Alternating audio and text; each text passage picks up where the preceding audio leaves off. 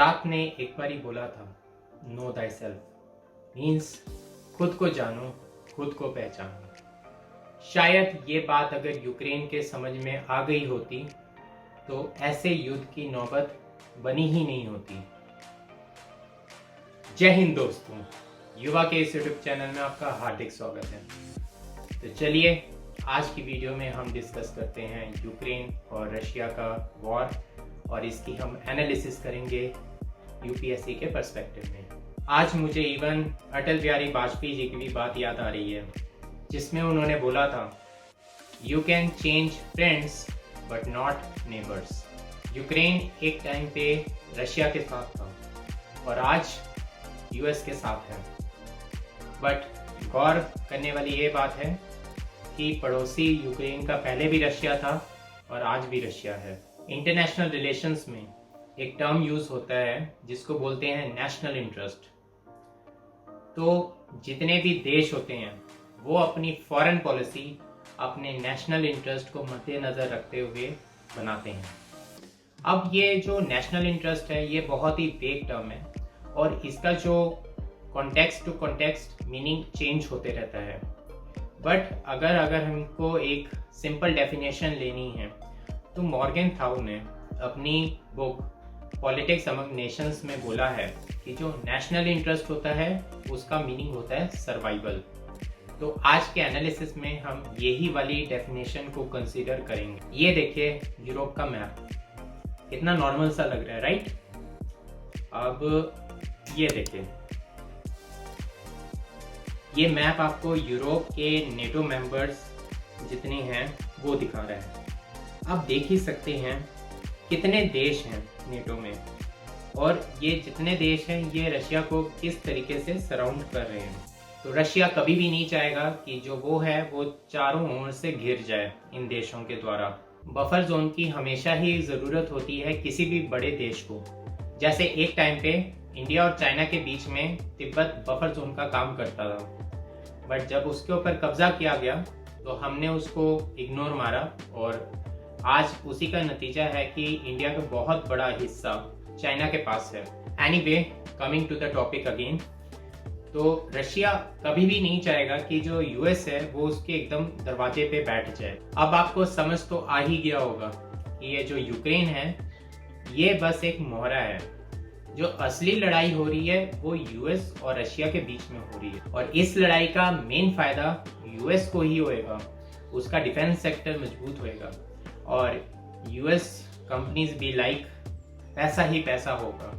और अल्टीमेटली देखा जाए तो कैपिटलिज्म ही जिम्मेदार है इन सब चीज़ों के लिए और इस सिस्टम का कोई सॉल्यूशन भी नहीं है, क्योंकि अमेरिकन्स ने बहुत ही चालाकी से ये वाला सिस्टम बनाया है। और इंटरनेशनल रिलेशंस में अगर कोई हेजेमन है जिसकी हेजेमनी है और उसने एक सिस्टम क्रिएट किया हुआ है, तो अगर कोई इमर्जिंग पावर उस सिस्टम में इमर्ज कर रही है और जो हेजेमन है उससे बड़ा होने की कोशिश कर रही है, तो उस केस में कॉन्फ्लिक्ट होना तो लाजमी है। इसको ट्यूसिडाइडस ट्रैप बोलते हैं। इसके बारे में हम किसी दूसरी वीडियो में जरूर पढ़ेंगे। अब बात आती है कि भारत क्यों नहीं किसी की साइड ले रहा है। तो सिंपल सी बात है, नेशनल इंटरेस्ट। और ये बात इवन एस जयशंकर जी ने भी कही है। अभी भी देखा जाए तो रशिया से बहुत से डिफेंस इक्विपमेंट्स अभी भी भारत इंपोर्ट करता है और वेस्ट के ऊपर उसका पूरा ऑलमोस्ट देखा जाए तो उसका सर्विस सेक्टर डिपेंड करता है। तो भारत नहीं चाहेगा कि वो किसी के साइड भी ले, क्योंकि दोनों ही केस में उसी का अल्टीमेटली नुकसान होगा। वो कहते हैं ना कि किसी के झोपड़े को बचाने के चक्कर में खुद का महल नहीं जलाना चाहिए। तो अभी भारत भी यही काम कर रहा है और ये अमेरिकन ही है ना जिन्होंने बोला था, America has no permanent friends और enemies, only interests are permanent. तो आज के केस में भारत के भी इंटरेस्ट परमानेंट हैं और आज हमको भारत की उस पॉलिसीज को भी सल्यूट करना चाहिए जिनकी वजह से आज जो भारत है वो न्यूक्लियर कैपेबल देश बना। ये सब देखकर ये भी लगता है कि आत्मनिर्भरता डिफेंस सेक्टर में और इंटरनेट के भी क्षेत्र में होना बहुत ही ज़्यादा ज़रूरी है, क्योंकि आपने देखा ही होगा कि जो डेमोक्रेसी चिल्लाते हैं उन्होंने कैसे रशियन मीडिया को पूरा हटा दिया यूट्यूब से, और इवन जो वियॉन था न्यूज़ चैनल, उसको भी कुछ टाइम के लिए इन्होंने ब्लॉक कर दिया था। डेमोक्रेसी में मेन चीज़ क्या होता है? डिबेट, डिस्कशन और दूसरे पक्ष की बात समझना, सुनना।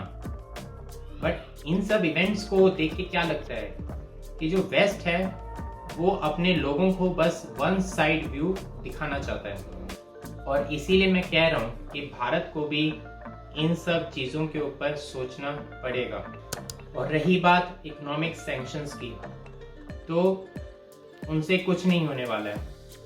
ईरान जैसा देश आज भी बचा हुआ है, और अगर आप इकोनॉमिक सैंक्शंस लगाते भी हो तो इससे क्या होगा? अल्टीमेटली जो डॉलर है उसकी वैल्यू कम होगी।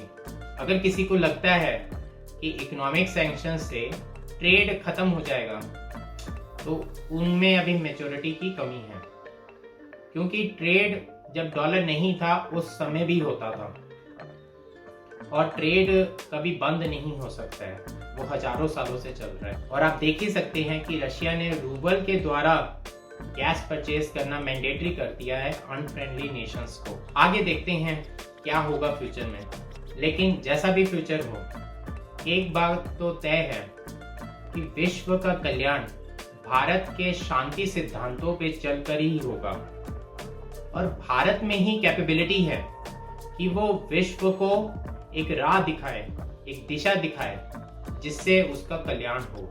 आई होप आज आपने कुछ नया सीखा होगा।